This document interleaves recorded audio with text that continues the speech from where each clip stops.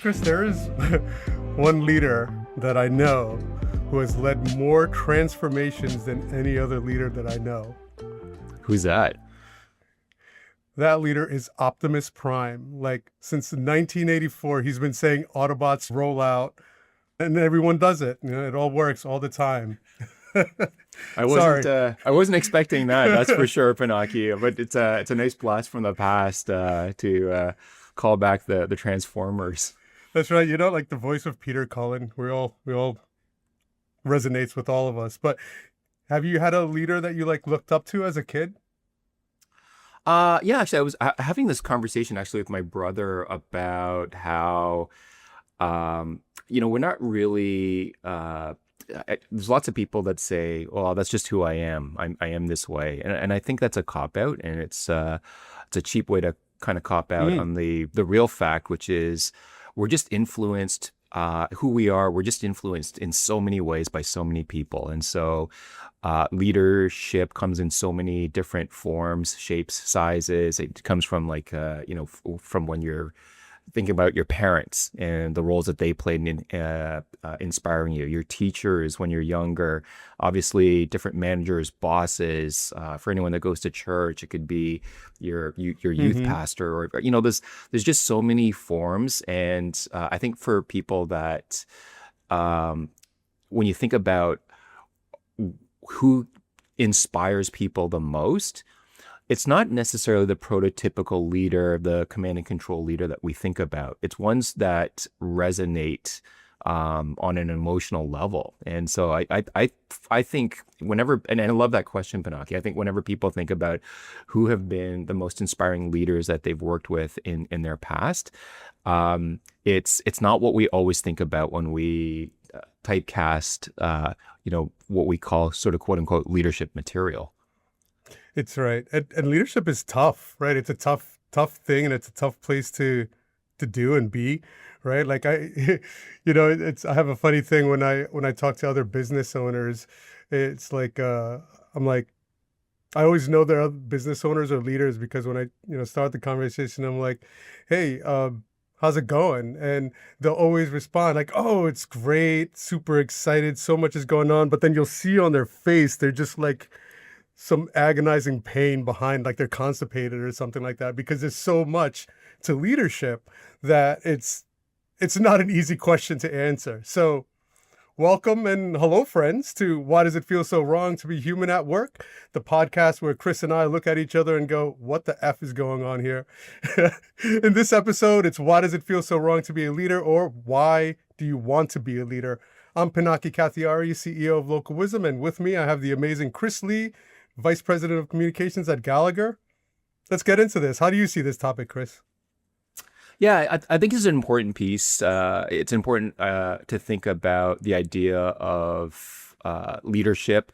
It's interesting. Just on my way in today, I was talking to a friend of mine, and we were talking about, this idea of quote unquote playing the game. And this whole podcast, every episode that we touch on, Pinaki, is an examination of how corporate cultures, without even us really thinking about it or knowing it, there's so many alien features of corporate culture that we don't really, step outside and think, man, that is just weird that we think in this way or that we're talking this way. And in the past, you and I, we've chatted about that show on Apple TV, Severance, and how you have these two different types of personalities. Actually, also reflected in our logo, why does it feel so wrong to be human at work?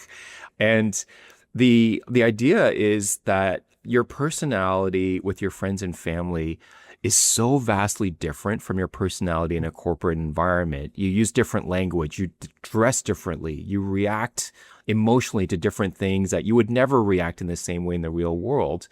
And I think it's really interesting that the ones that get looked at as quote unquote leadership material are better at, playing this so-called game. They're able to manage up. They're able to show some of the features of, yes, you know what, Pinaki is leadership material. He uses big buzzy words that I hear all the time, and there is something that's really interesting in how we view potential leaders and what we've been conditioned to think about when we think about what is a good leader.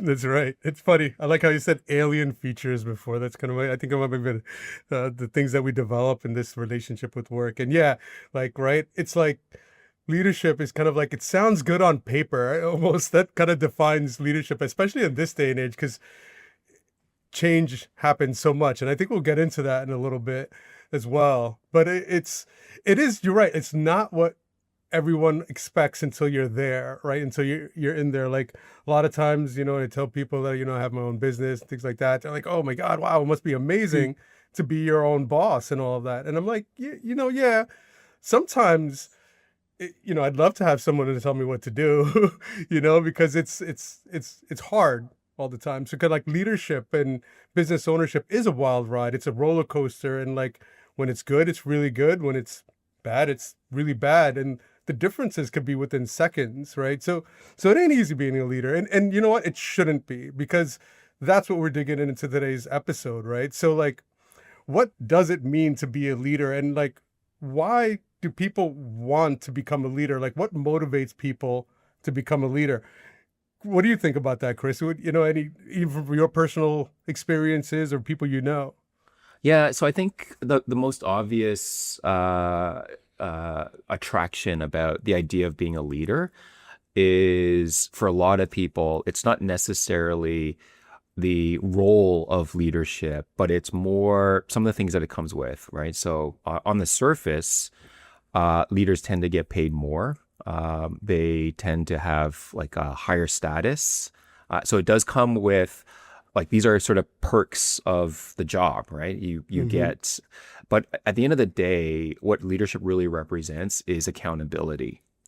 As a leader, Pinaki, with your business at Local Wisdom, you have the ultimate accountability. So everybody across your business is accountable for different parts of the business, but everything rolls up to you, where you have accountability for everything. Everything that every single person in your organization does, things that they do well, you're accountable for. Things that where they make mistakes, you're accountable for.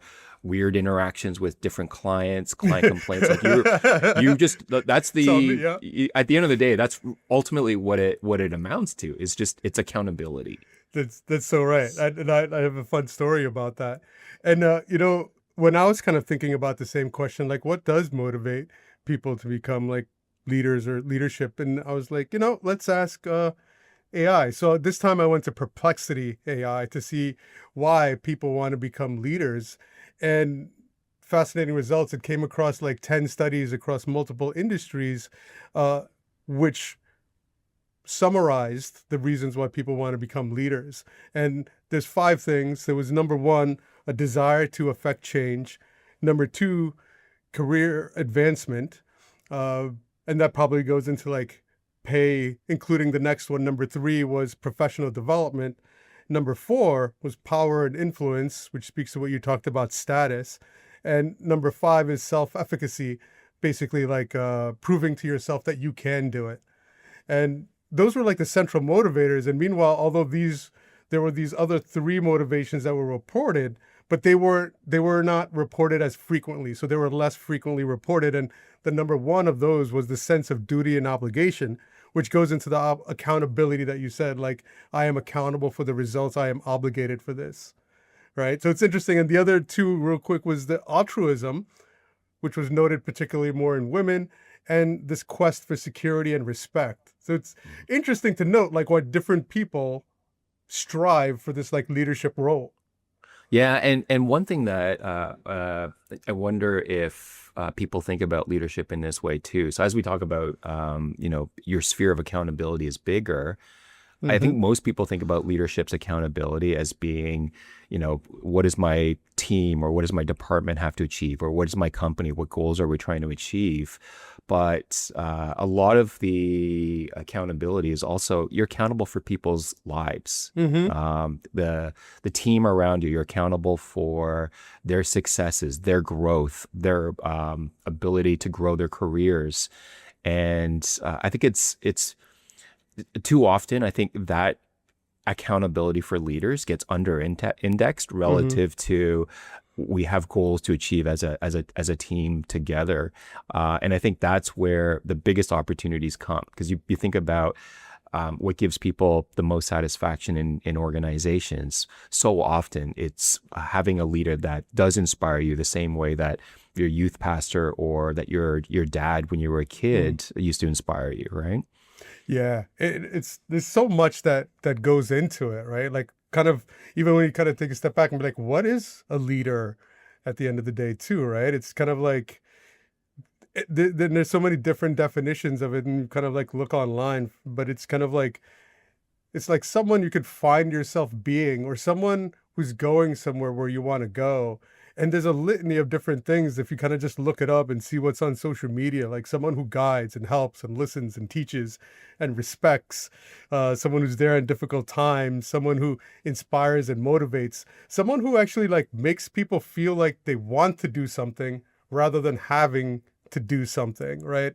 And at the same time, they're recognizing and uplifting others at the same time. So it's just not about themselves, right? They take people to new places where people wouldn't have gone on their own. And all of this for themselves, but it also has to be perceived by others that this leader is capable of such things.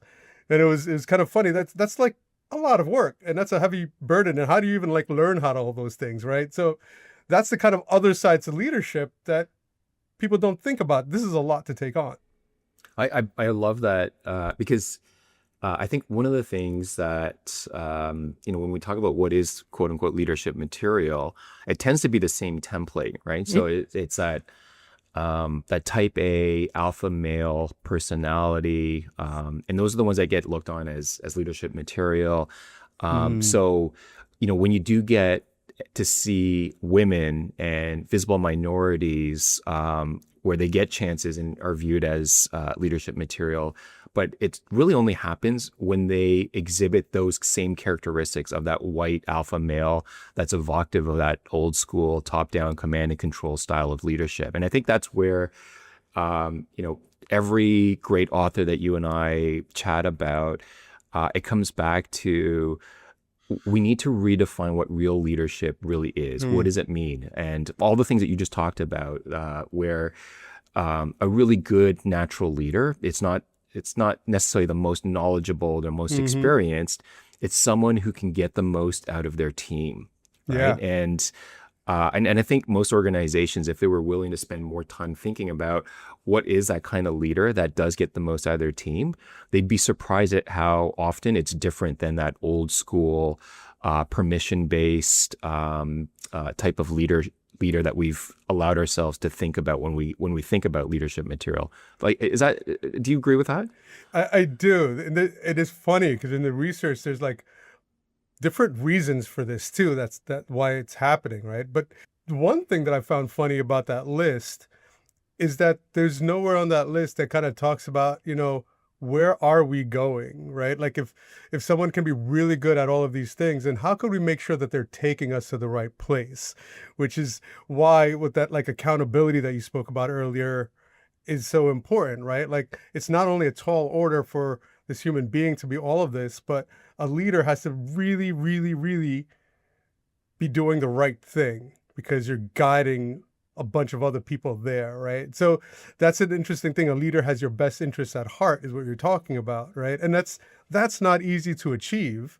And what's even kind of like harder about it is like the history behind, I suppose, even CEOs and corporate leadership is kind of trending us in a different direction, right? Like, the trends over like the last few decades kind of show this shift from stable long-term leadership towards like dynamic, specialized, crisis-ready management, right? Like, The idea is that in the 1970s, there was this like focus on investor interests and short-term results. So this led into that rise of like CEOs that like are bought in to make quick gains through restructuring and cost cutting and things like that. In the 80s and 90s, there was a lot of technology advancements, a lot of globalization. And so companies started turning to these CEOs from outside to be able to turn things around because like the long tenured employees at the company were just doing the same thing in the same way. And then kind of even more recently, right, as we're kind of approaching the 2000s and the 2020s, the 2010s and the 2020s, just crisis all the time. So CEOs have to like manage crisis and scandals and technology disruptions. So that kind of like shifts the focus in a bunch of different ways from the way it used to be. Does that track? Yeah. So, what's interesting is, as we were talking about the accountability and the sphere of accountability and the ability to have that ownership in like these really large, dynamic, and often chaotic environments. Um, what are your thoughts on, how because leaders are accountable for everything, Mm-hmm. and you have these teams, and you need to be able to trust them to be able to stick handle different things, to be able to grow different parts of the business, to be able to react, adapt to changing market conditions, all these kind of things. Um, what are your thoughts on how leaders are able to give enough and seed enough of that ownership and accountability down to your teams, to your leadership teams, to your employees, and giving them the opportunities to have their own spheres of accountability and ownership and to take chances and risks as well? Because I think uh, Mm-hmm.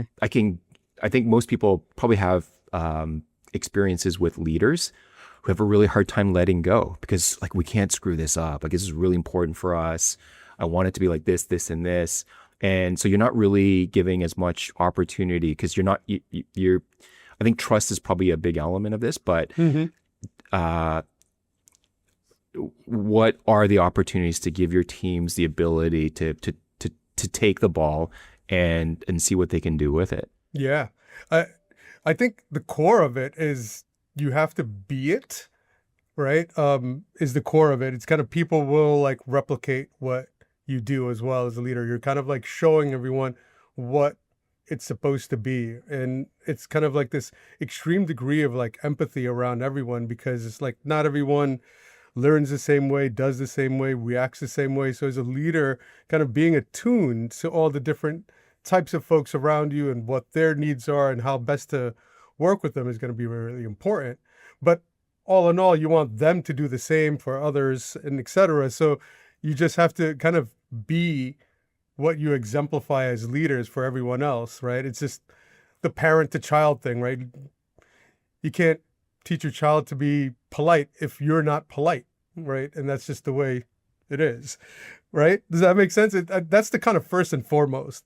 So, do you think then that leaders, as they build their teams, should they be thinking about trying to build teams that are more similar, like for you as a leader, that are Hmm. similar in some ways to you, or do Ah, you look to have teams that are in some ways different? But so maybe there's core I love that question principles. right here. I love where you're going here. Yeah, so maybe there's core principles that they have to have in common with you, or because obviously we've talked a lot about building diverse teams as well, and not just Hmm. necessarily, miniature Pinaki Kathiaris, for example, right? So like, That's what does that look like?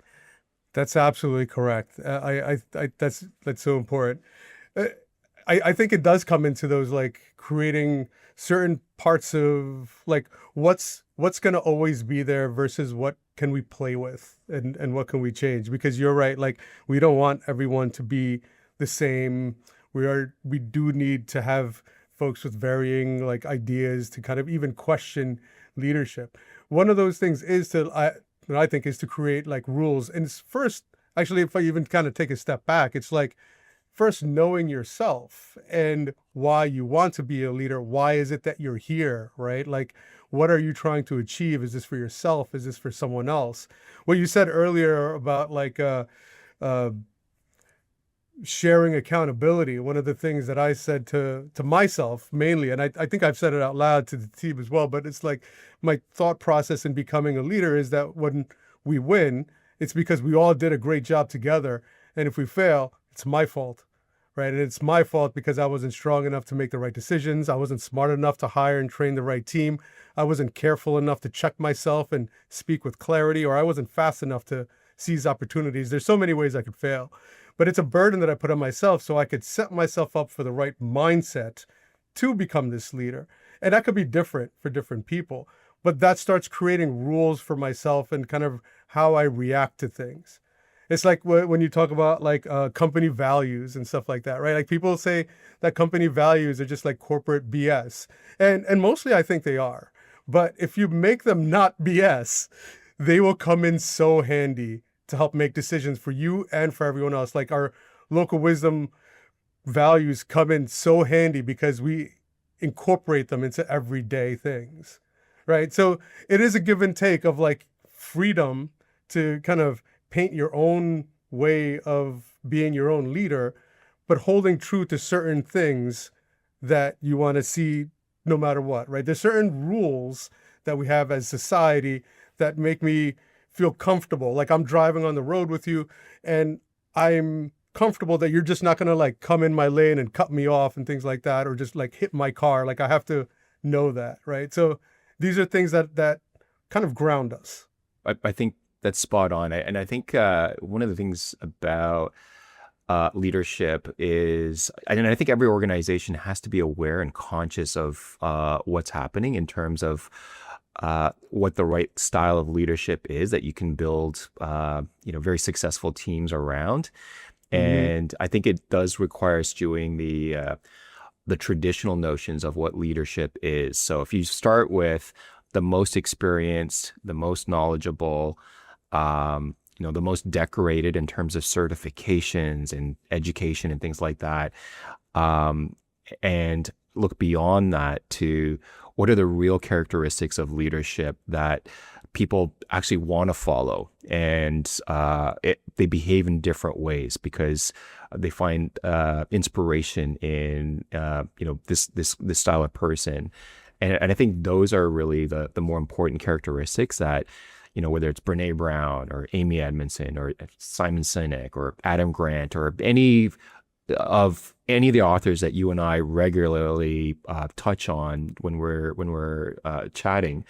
The idea is to find that courage to think about a different paradigm for what leadership should be. And I think for the organizations that really lean heavily into this, you have a chance to really build a very special culture within your organizations. And it does start with leadership.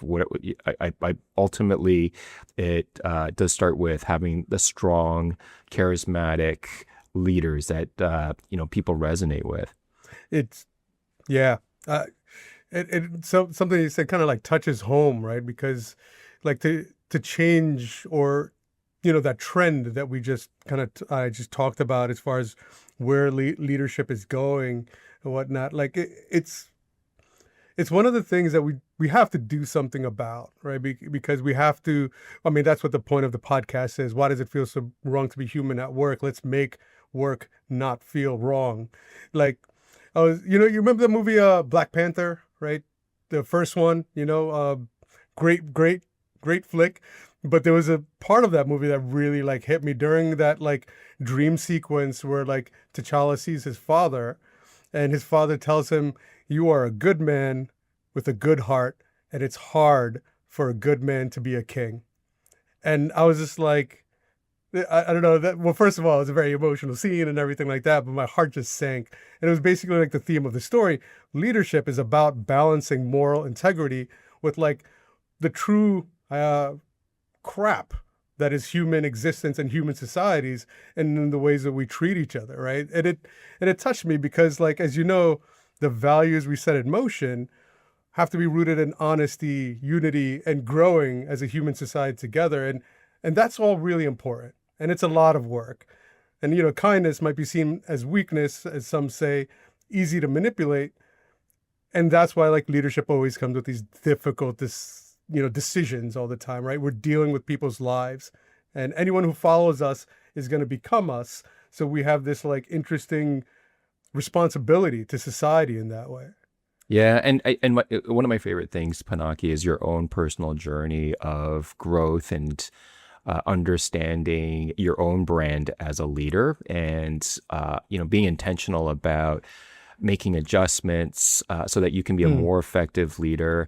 I think it's such an important part of being a leader is taking that time to be introspective. Certainly you have to be hmm self-aware, you have to be introspective, and you have to challenge yourself all the time in terms of not just looking at the last quarter results and say, "Good, I must be a good leader because we knocked it out of the park with unprecedented growth last quarter," and thinking about it more in terms of listening to the teams and finding different ways to get good, hmm honest feedback about who you really are as a leader. Taking the time on exit interviews to really understand. hmm And I think it's so important to have 360 feedback so that you do understand how you're looked at as a leader, so that you can course correct as well wherever it makes sense. And I think that's a underrated feature of leaders being truly good leaders is hmm all of us are a work in progress no matter what we think. And just because you've been anointed or you've been crowned as the king, or that you've got this big title, it doesn't mean that the work is over. I think it's really Yeah, important to just keep on thinking about what more can you do to grow and be even more effective as a leader. that's so true. I think what you just said is totally spot on. Like the constant adjustments, right? Because we talked about it earlier in the season, right? Life is change, and so does leadership. It's just constantly adjusting, right? And you're right. You need who is checking you and giving you that negative feedback. That's really important. Like I think if you're if you're in a place where there's no one giving you negative feedback, I think you have to be really careful. Like you might have kind of put yourself in a bubble or place that like you're not open to see things outside of your own like purview here. So I think you should always check yourself, because it's hard being this, and it's really easy to just kind of go in to think that everything is just fine.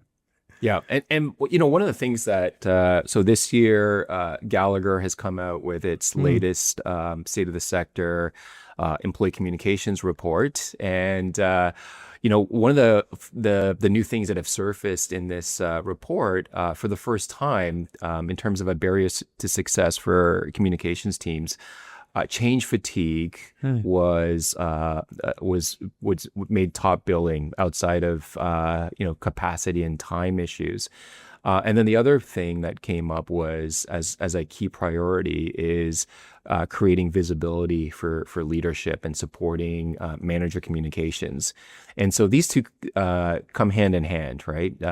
Change fatigue, I think, is something that leaders have to play a role in terms of helping teams navigate and have a good attitude about what change really means. And change is constant. I don't want to get cliche about what change is, but ultimately, for organizations that are serious about growth, evolution, innovation, all of that change is a mandatory ingredient, right? So I think it's incumbent on leaders to think about, what it means to inspire a culture that embraces change as a necessary evil in the pursuit of growth and innovation. And for that to happen, I think it requires a specific kind of person and a specific kind of leader to be effective in that kind of an environment, as opposed to, the ones that we've been sort of stereotyping as how they get promoted is because they're able to play the game and manage up. And then once they get to that top role, they can ease off the gas pedal and trying to be nice and respectful to each other and things like that. Okay, it's just, and I think it's a tired trope now. And I think it's something that organizations should really lean in on. I just want awesome leaders. That's all I want across my organization all the time. And it's a big part of our commitment now is just finding awesome leaders, not people who have awesome resumes. mm. There's so much to unpack there. For you said like you said change first, right? And I think that's an important thing. Like, yes, change is innovation. As a leader, I think we just have to be careful of how much change we put on our organization and people all at once. And it kind of, you have to think about like, even for yourself, because I deal with this all the time. It's like, oh, I got this idea. Oh, I got this got this opportunity. And if we kind of do everything that I thought, it's much easier for me to think about things than to actually do it, right? And if you multiply that by everyone around, right? If all the things that I think about and just kind of put into action, we'd all be like running around like headless chickens. But you know what? As I say that out loud, there's some of you out there that are listening that are like, oh yeah, I totally understand that, because that's what happens all the time. We get ideas, some are great, some are not. But if we like move forward on all of them all at once, none of them are going to work well, because people aren't like jumping. So what's important when you're thinking about change and innovation is to space it out. I've been really thinking about like, how do I kind of create the right space for change and create the right environment for change, not just force change down and to say this is what's happening and market factors and et cetera and stuff like that. So, and if there are market factors and stuff like that, say, all right, this is happening, we need to change here. What else can I take off? What other change can I bring back or whatever, That's that's really good. I just before we get to our wisdom that feels so right segment, Pinaki, I want to say again, just thank you all that has joined us on this episode. Thank you so much for listening and for your support for this podcast. But very specifically, Pinaki, I want to thank you and your colleagues at Digital Communication Agency Local Wisdom for making this podcast even possible. We've had some amazing conversations over the last couple seasons, and I'm excited for you and your team as you celebrate your 25th anniversary this year, and all the amazing work that you do with localwisdom.com. But I also, before we jump into Wisdom That Feels So Right, I can't thank enough our producer Brielle Saracini.